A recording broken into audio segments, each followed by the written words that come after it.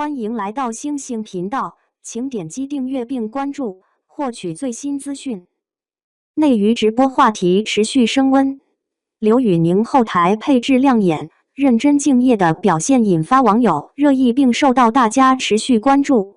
调音老师发那条微博的时候，距离直播开始还有几个小时。照片里是一间被设备塞满的后台工作室，调音台、中控台、贴着标签的线缆，几台还没完全调试完毕的监听音箱，没有任何精修，没有任何滤镜，就是一间干活的地方。这条微博在几个小时之后被翻了出来，转了几千次。评论区里反复出现同一句话：一场直播，至于吗？这个问题本身就是整件事的起点。8月19日，七夕晚上7点，刘宇宁的微博直播间准时开播。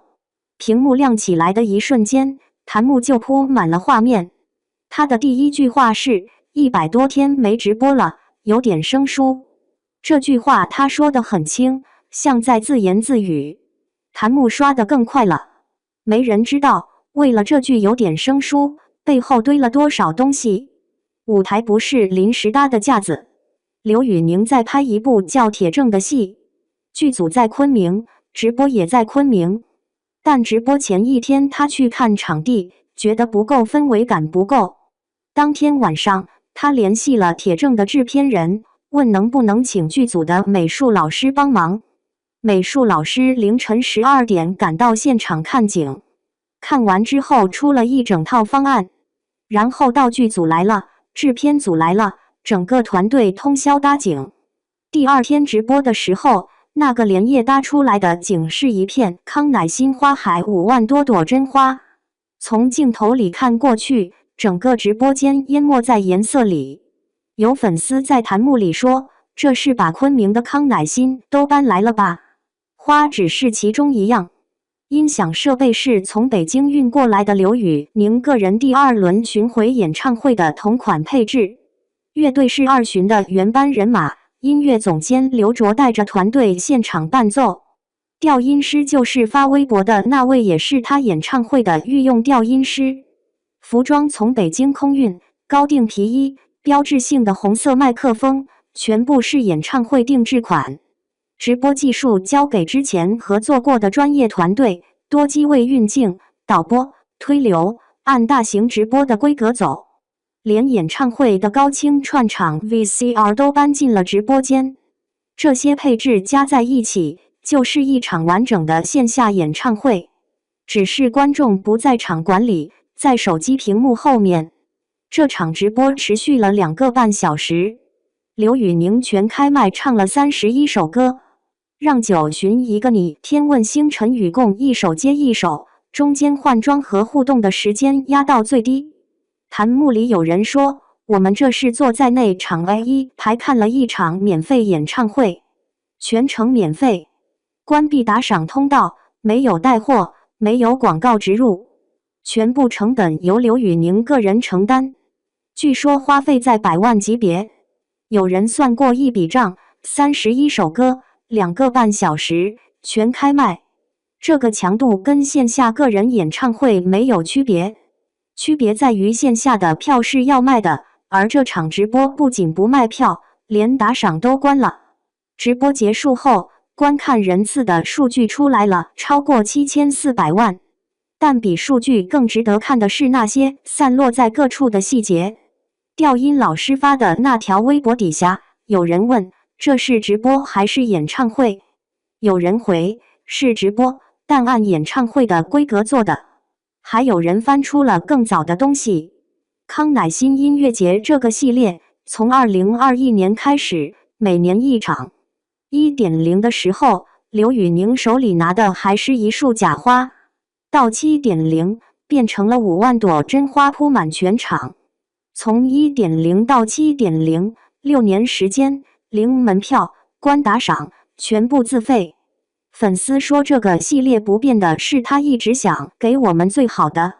8月17日是817粉丝节，这个日子不是官方设定的，是粉丝自发创建的纪念日。刘宇宁不仅记住了这个日子，还每年用1场加码的直播来回应。今年是第9年，而8月19日正好是七夕，他把817粉丝节、七夕、康乃馨音乐节 7.0 3个节点合成一场直播。有粉丝写了一段话在网上流传：一个绝对务实的人，愿意接受并将这样浪漫虚无的虚构纪念日变成既定事实，并为此付出巨资。这段话被转了很多次。回过头看那条调音老师的微博，一张后台工作照，几台设备，几根线缆，一个正在调试的调音台。发照片的人大概没想到，这张照片后来会被反复截图、放大、讨论。照片里的东西每一件都有来处，从北京运来的音响、2巡的乐队，凌晨赶来看景的美术老师，通宵搭景的道具组，空运的高定服装。这些东西单独看都不稀奇，但凑在一起，放在一场关闭了打赏的免费直播里，就变成了一件稀奇的事。直播行业这几年被反复讨论的一个词是诚意。观众不傻，一个人在镜头前是真心还是走流程，几秒钟就能看出来。太多艺人的直播是流水线，简单的布景，常规的设备，念完台本就走。久而久之，观众对明星直播这件事的预期降到了最低，能准时开播，不翻车，就算及格。刘宇宁的做法是反着来的，他把直播当成一件需要不断迭代的事 ,1.0 到 7.0 每年升级。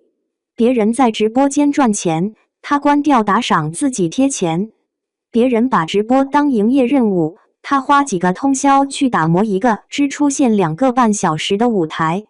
直播中有一个瞬间被很多人记住了，唱到某一首歌的时候，刘宇宁让导播把镜头切给了舞台全景满屏的康乃馨，灯光打在上面，整个画面像被浸泡在颜色里。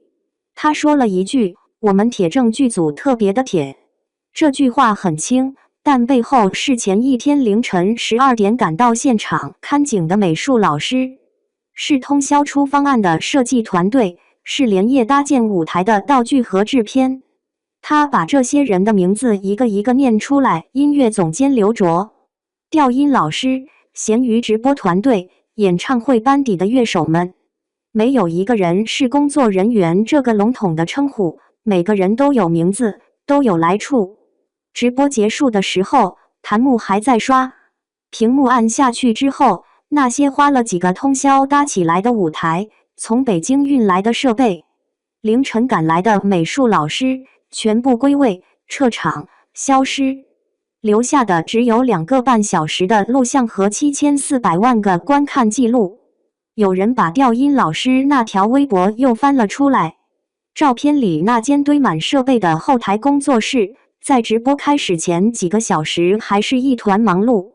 调音台、中控台、线缆、监听音箱，这些不会出现在镜头里的东西，构成了镜头里那2个半小时的全部底气。一条微博2个半小时，31首歌，5万朵花，7400万次观看。还有一句100多天没直播了，有点生疏。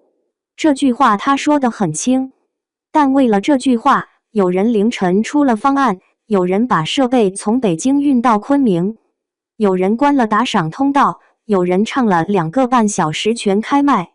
这件事从头到尾没有剧本，没有营销，没有流量套路，有的只是一个被反复追问的问题：一场直播，至于吗？答案不在任何一篇报道里，答案在调音老师发的那张照片里，一间堆满设备的后台工作室，没有人，没有滤镜，只有干活留下的痕迹。那张照片被转了几千次，每一次转发都是同一个回答：